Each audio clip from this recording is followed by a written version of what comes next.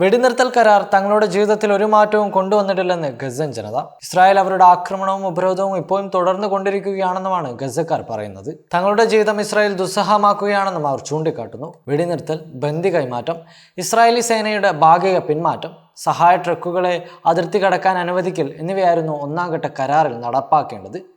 Israel സേന ഭാഗികമായി പിന്മാറിയെങ്കിലും പകുതിയിലേറെ പ്രദേശങ്ങൾ ഇപ്പോഴും നേരിട്ടുള്ള സൈനിക നിയന്ത്രണത്തിൽ തന്നെയാണെന്നാണ് റിപ്പോർട്ടുകൾ ചൂണ്ടിക്കാട്ടുന്നത്. ഇസ്രായേൽ ഇടയ്ക്കിടെ ആക്രമണങ്ങൾ തുടരുകയും സഹായങ്ങൾ തടയുകയും ചെയ്യുന്നതിനാൽ വെടിനിർത്തലിന് ശേഷം തങ്ങളുടെ ജീവിതത്തിൽ കാര്യമായ മാറ്റമൊന്നും ഉണ്ടായിട്ടില്ലെന്നാണ് ഗസക്കാർ ആവർത്തിക്കുന്നത്. നബ്ലസിന് തെക്ക് ഭാഗത്തുള്ള കിർബറ്റ് യൂണിയൻ ഒലീവ് വിളവെടുക്കാനെത്തിയ ഫലസ്തീൻ കർഷകരെ ഇസ്രായേൽ സൈന്യം തടഞ്ഞതായി അൽ ജസീറ റിപ്പോർട്ട് ചെയ്തിരുന്നു.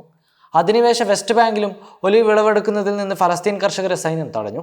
അധിനിവേശ വെസ്റ്റ് ബാങ്കിലെ ടാർമസ് ആയ പട്ടണത്തിൽ ഒലീവ് വിളവെടുക്കുന്നതിനിടെ കുടിയേറ്റക്കാരൻ ഒരു ഫലസ്തീൻ സ്ത്രീയെ ആക്രമിച്ചിരുന്നു. ഗസയിലേക്ക് സഹായം നിരുപാധികം കടത്തിവിടണമെന്നായിരുന്നുവെങ്കിൽ റഫ അതിർത്തി ഇതുവരെയും തുറന്നു കൊടുത്തിട്ടില്ല. ജീവനോടെയുള്ള 20 ബന്ദികളെയും 13 മൃതദേഹങ്ങളെയും ഹമാസ് വിട്ടു നൽകിയിട്ടുണ്ട്. 15 മൃതദേഹങ്ങളിൽ കണ്ടെത്തിയ 2 കൂടി നൽകുമെന്ന് അൽ ഖസാം ബ്രിഗേഡ് അറിയിക്കുകയും ചെയ്തിട്ടുണ്ട്. അവശേഷിച്ചവർക്കായുള്ള തെരച്ചിലിന് അന്താരാഷ്ട്ര സംഘം നേതൃത്വം നൽകിയേക്കുമെന്നും റിപ്പോർട്ടുണ്ട്. 2000-ഓളം ഫലസ്തീനികളെയും 165 മൃതദേഹങ്ങളുമാണ് ഇസ്രായേൽ വിട്ടു നൽകിയത്. തിരക്കിട്ട നയതന്ത്ര നീക്കങ്ങൾക്കിടെയും ഗസയിൽ ഇസ്രായേൽ കുരുതി തുടരുക തന്നെയാണ് ചെയ്യുന്നത്. 24 മണിക്കൂറിനിടെ 13 പേരുടെ മൃതദേഹങ്ങൾ ആശുപത്രികളിൽ എത്തിയതായി അധികൃതർ അറിയിച്ചു.